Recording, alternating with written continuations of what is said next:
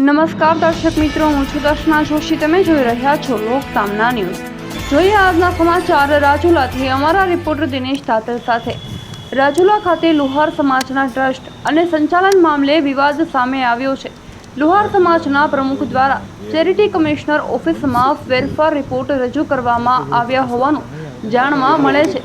જો કે સમાજના અનેક આગેવાનો દ્વારા આ રિપોર્ટ ખોટો રજૂ કરવામાં આવ્યો હોવાના આક્ષેપો સાથે સત્તાવાર અને વાંધા અરજી આપવામાં આવી છે. સમાજના આગેવાનોનું કહેવું છે કે ટ્રસ્ટ સંબંધિત રજૂઆતો અને દસ્તાવેજોમાં ગેરરીતિ કરવામાં આવી છે. સાથે જ વિનુભાઈ દ્વારા સમાજની રકમમાં ઉચાપત તથા નાણાકીય ગેરવહીવટ કરાયા હોવાના ગંભીર આક્ષેપો પણ કરવામાં આવ્યા છે. આ મામલે લુહાર સમાજના આગેવાનો દ્વારા ચેરિટી કમિશનર કચેરી સમક્ષ નિષ્પક્ષ તપાસ કરવાની માંગ સાથે જવાબદારો સામે યોગ્ય અને કાયદેસરની કાર્યવાહી કરવાની રજૂઆત કરવામાં આવી છે. સમગ્ર ઘટનાને પગલે લુહાર સમાજમાં ચર્ચા અને અસંતોષનો માહોલ જોવા મળી રહ્યો છે.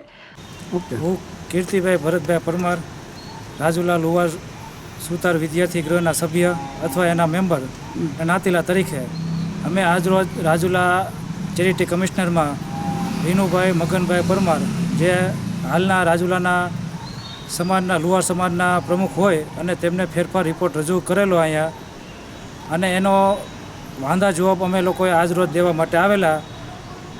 ને વિનુભાઈને ખબર પડેલ કે આ ફેરફાર રિપોર્ટમાં મેં ખોટી રીતે દાખલ કરેલો હોય, જેથી આજરોજ તેમની અરજી પાછી ખેંચેલી હોય.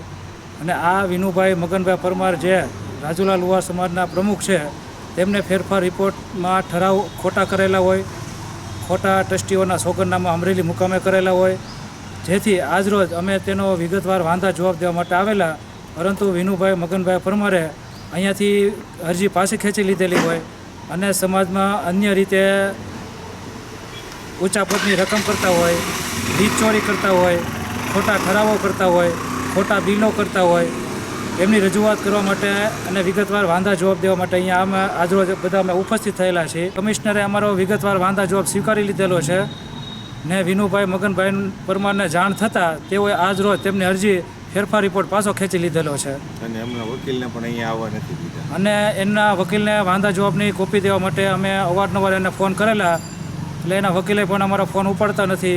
ત્યારબાદ અમે તેમની ઓફિસમાં જાણ કરેલી, એટલા માટે તેને એમની ઓફિસ મારફત જાણવા મળેલ કે વિનુભાઈ મગનભાઈને અમે ફોન કરેલો અને એમને કોપી સ્વીકારવાની ના પડી કે ભાઈ આપણે કોઈ જાતનો કોપી સ્વીકારવાની થતી નથી, આપણે અરજી પાછી ખેંચી લીધી છે. ફરી મળીશું એક નવા સમાચાર સાથે. ત્યાં સુધી જોતા રહો લોક સામના ન્યૂઝ.